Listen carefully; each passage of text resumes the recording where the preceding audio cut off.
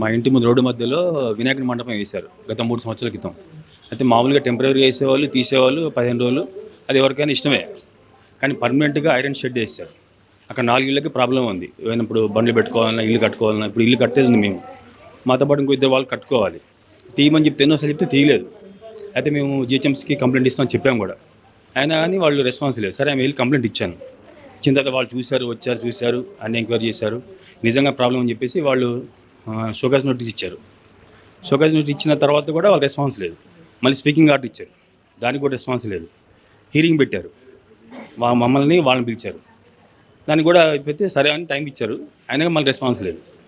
ఇట్లా అని చెప్పేసి మళ్ళీ మున్సిపల్ ఆఫీస్కి వెళ్ళాను, జీహెచ్ఎంసీకి వెళ్ళాను. జోనల్ కమిషనర్ కలిశాను, 4-5 సార్లు కలిశాను.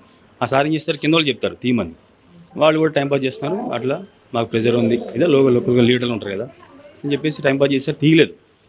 నాకు ఇంకా లాస్ట్ ఇంకా వాళ్ళు కూడా చేతులు ఎత్తేస్తే ఇంకా నాకు దారి లేకపోతే హైడ్రాకి కలుద్దామని ఎవరు చెప్పారు.